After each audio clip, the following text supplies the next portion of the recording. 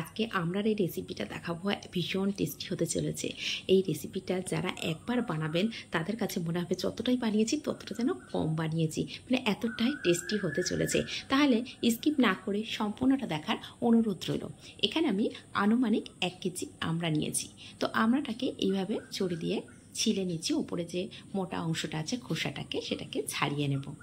ছাড়িয়ে নিয়ে এটার উপরে না হালকাটা কষ ভাব থাকে, তো সেটাকে ভালো করে ধুয়ে নেব। আর এই আচারটা যদি সংরক্ষণ করে রেখে দিতে চান সেক্ষেত্রে জল যেন একদম না থাকে সেদিকে খেয়াল রাখতে হবে। তো এখন ভালো করে আমড়াটাকে ধুয়ে নিচ্ছি। তো এখানে একটা আমড়াই কাটানো দেখিয়েছি, কারণ আমি আমড়াগুলো আগে থেকে কেটে নিয়েছিলাম, দেখানো হয়নি, সেজন্য আবার দেখিয়ে দিলাম। তো ভালো করে একটা কিচেন টাওয়াল নিয়েছি, নিয়ে সেই কিচেন টাওয়াল দিয়ে ভালো করে মুছে নিচ্ছি যাতে করে একদমই কোনো জল না থাকে।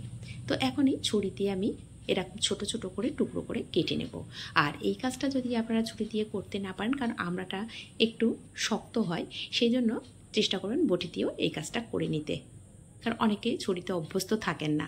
তো আমি এখানে যে ছুরিটা নিয়েছি সেটা দিয়ে হচ্ছে না, সেজন্য একটু চেঞ্জ করে নেব, মোটা ধরনের ছুরি নেব, নিয়ে সেটা দিয়ে পিস পিস করে কেটে নেব। আর এই রেসিপিটা এতটাই টেস্টি হতে চলেছে, একদম স্কিপ করবেন না, সম্পূর্ণটা দেখবেন। আর যদি অল্প পরিমাণে বানান সেক্ষেত্রে বলবো পরিমাণটা বাড়িয়ে নেবেন। এটা এতটাই টেস্টি হতে চলেছে, খেতে খেতে এক নিমেষেই যে কতটা খেয়ে ফেলবেন না সেটা বলার বাইরে। একবার হলে এভাবে বাড়িতে বানিয়ে দেখতে পারেন, আর বানাতে গেলে সম্পূর্ণ রেসিপিটা তো দেখতে হবে। তো এইভাবে কথায় কথায় আমি আমড়াগুলো কীভাবে কেটে নিচ্ছি সেটা কিন্তু একটু খেয়াল করলেই বুঝতে পারবেন। তো এইভাবে পিস করে কেটে নিচ্ছি। আর এটা কাটার পরে কিন্তু আর জল দিয়ে ধোয়া যাবে না, সেই জন্য আগে থেকে ভালো করে ধুয়ে নিতে হবে। ধুয়ে নিয়ে ভালো করে কিচেন টাওয়াল দিয়ে মুছে নিতে হবে। তো এখানে আমড়াগুলো আগে থেকে আমি কেটে রেখেছিলাম, তো কিভাবে কেটেছি সেটা তো দেখিয়ে দিলাম সম্পূর্ণ। আর এইভাবে পিস করে কেটে নিয়েছি। আর এখন বাজারে প্রচুর পরিমাণে আমড়া উঠেছে, আপনারা একবার হলো এই রেসিপিটা বাড়িতে বানিয়ে রেখে দিতে পারেন। তো এখন গ্যাসের উপরে একটা কড়া বসিয়ে দিয়েছি, দিয়ে গ্যাসটা অন করে দিয়েছি। দিয়ে কড়াটা যখন হালকা গরম হয়ে যাবে, এখানে আমি চায়ের কাপের 1 কাপ সর্ষের তেল ব্যবহার করেছি। আর আচার মানেই সর্ষের তেল। তো এই সর্ষের তেলটা যখন গরম হয়ে যাবে ঠিক সেই পর্যায়ে আমি এখানে প্রায় 2টো রসুন কুচি করে রেখেছিলাম। আর রসুনগুলো একটু বড় সাইজের ছিল। এই রসুনটাকে কুচি করে রেখেছিলাম, সেটাকে তেলের মধ্যে দিয়ে হালকা করে ভাজা করে নেব।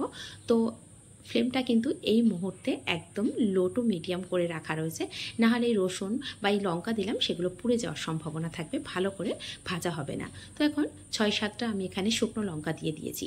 আর এখানে আমি হলুদ আর কালো 2 রকমের সর্ষে 1 চামচ করে নিয়ে আমি বেটে রেখেছিলাম আগে থেকে, তো সেটাকেই দিয়ে দেব। অবশ্যই এই বাটার পরিমাণটা কিন্তু যদি আপনারা পরিমাণটা বেশি নেন আমড়ার ক্ষেত্রে, সেক্ষেত্রে কিন্তু বাড়িয়ে দিতে হবে মশলার পরিমাণটা। তো এখানে আমি আনুমানিক 1 কেজি আমড়া নিয়েছিলাম, সেই জন্য এখানে আমি 2 চামচ আর চা চামচেরই 2 চামচ আমি নিয়েছিলাম সর্ষে, কালো সর্ষে 1 চামচ, হলুদ সর্ষে 1 চামচ। তো দিয়ে ভালো করে ভাজা করে নিচ্ছি। আর এই পর্যায়ে খেয়াল রাখতে হবে যেন কাঁচা গন্ধটা না থাকে। তো এখন দিয়ে দিলাম 1/2 চামচ লঙ্কা গুঁড়ো আর 1/2 চামচ হলুদ, এতে করে কালারটা খুব ভালো আসবে। আর এখানে আমি দিয়ে দিলাম 1/2 চামচ কাশ্মীরি লঙ্কা, এটা দিলে কী হবে কালারটা না ভীষণ সুন্দর আসবে। তো সমস্ত কিছু দেওয়ার পরে এখন আমি দিয়ে দেব যে কেটে রেখেছিলাম আমড়াগুলো, সেটা দিয়ে দেব। দিয়ে ভালো করে এইভাবে নাড়াচাড়া করে নেব। আর রেসিপিগুলো কেমন হচ্ছে কমেন্ট করতে কিন্তু একদমই ভুলবেন না। এখানে 1/2 চামচের থেকেও একটু কম আমি লবণ দিয়েছি, আর এখানে 1 চামচ আমি বিট লবণ দিয়েছি। আর এখানে কিছুক্ষণ পরে একটু টেস্ট করে দেখে নিতে হবে, লবণটা যদি কম মনে হয় সেক্ষেত্রে একটু বাড়িয়ে দিতে হবে। তো আমি যতটা লবণ দিয়েছি একদম পারফেক্ট হয়েছে। তো ঠিক এই পর্যায়ে আমি এখানে দিয়ে দেব 1/2 কাপ চিনি। আর এখানে বলে রাখি, যদি মিষ্টির পরিমাণটা কম খান সেক্ষেত্রে চিনির পরিমাণটা প্রথমে একটু কমিয়ে দিয়ে রাখতে পারেন, যদি প্রয়োজন মনে হয় তবে কিছুক্ষণ পরে দিতে হবে। তো এখানে আমি টোটালে 1/2 কাপ চিনি দিয়ে দিয়েছি। দিয়ে ভালো করে এইভাবে নাড়াচাড়া করব, করতে করতে চিনিটা একদমই গলে যাবে। আর এই পর্যায়ে একটু ভালো করে নাড়াচাড়া করে নিতে হবে। আর তেলের পরিমাণটা কিন্তু সম্পূর্ণ নিজেদের ইচ্ছায়। এখানে যদি মনে করেন 1 বছরের জন্য সংরক্ষণ করে রাখবেন সেক্ষেত্রে কিন্তু তেলের পরিমাণটা একটু বেশি দিতে হবে। আর যদি মনে করেন না বানানোর পরে সঙ্গে সঙ্গে খেয়ে নেওয়া হবে, বেশি দিন রাখার প্রয়োজন নেই, সেক্ষেত্রে তেলের পরিমাণটা কিন্তু অনেকটাই কমিয়ে দিতে পারেন। এই যে কাপ মেপে আমি দিয়েছি চায়ের কাপ মেপে, সেই কাপের 1/2 কাপও দিলে হয়ে যাবে। তো এটা আমি বানিয়ে রেখেছিলাম যে 1 বছরের জন্য রেখে দেবো, কিন্তু আমার 1 সপ্তাহ লাগেনি, একদমই শেষ হয়ে গেছে।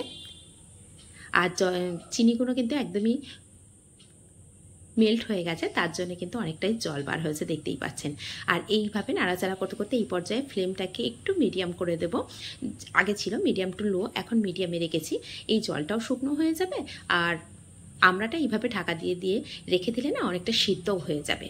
আর খুব বেশি সিদ্ধ হলে কিন্তু এই রেসিপিটা একদম ভালো লাগবে না, সেই জন্য মিডিয়াম ফ্লেমে রেখেই কিন্তু এইভাবে রান্নাটা করে নিতে হবে। আর এটা এতটাই টেস্ট হয় সেটা তো যখন বানাবেন তখনই বুঝতে পারবেন। বিশ্বাস করুন, আমি বানিয়েছি বলে না, ভীষণ টেস্ট হয়েছে রেসিপিটা। আমি এক সপ্তাহ রাখতে পারলাম না এতটা বানানোর পরেও। তো এইভাবে কিন্তু বারবার এইভাবে নাড়াচাড়া করে নিতে হবে, না হলে কিন্তু নিচের দিকে ধরে যেতে পারে বা পুড়ে যেতে পারে। তো এখন আমি স্প্যাচুলা দিয়ে একটু দেখে নিচ্ছি যে আমড়াটা গলেছে কিনা। তো খুব বেশি গলেনি, আর এখনও অনেকটাই জল রয়ে গেছে। চিনি মেল্ট হয়ে যে জলটা বার হয়েছিল সেটা কিন্তু অনেকটাই রয়ে গেছে। তো এইভাবে ঢাকা দিয়ে দিয়ে কিন্তু পুরো রেসিপিটাই রেডি করে নিতে হবে, একদম তেলের উপরে হয়ে যাবে। আর কোথা থেকে দেখছেন কমেন্ট করতে কিন্তু একদমই ভুলবেন না। আপনারা দেখছেন সিমতাজ কিচেন। যদি এই সিমতাজ কিচেনের রেসিপিগুলো আপনাদের একটু হলেও ভালো লেগে থাকে, প্লিজ চ্যানেলটিকে সাবস্ক্রাইব করে পাশে থাকা বেল আইকনটি প্রেস করে রাখবেন। যখনই কোনো নিত্য নতুন রেসিপি আপলোড করব সবার আগে পৌঁছে যাবে আপনাদের কাছে।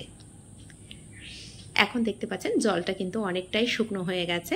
শুকনো হয়ে একদম তেলের উপরে আমড়াগুলো চলে এসছে। আর কালারটা দেখুন কতটা সুন্দর হয়েছে। এখানে কিন্তু কোনো কালার ব্যবহার করিনি, সেটা তো খেয়াল করলেন। এখানে কালার দিলে দেখতে অনেকটা সুন্দর লাগবে, কিন্তু কালার ছাড়াই এখন খাওয়া ভালো।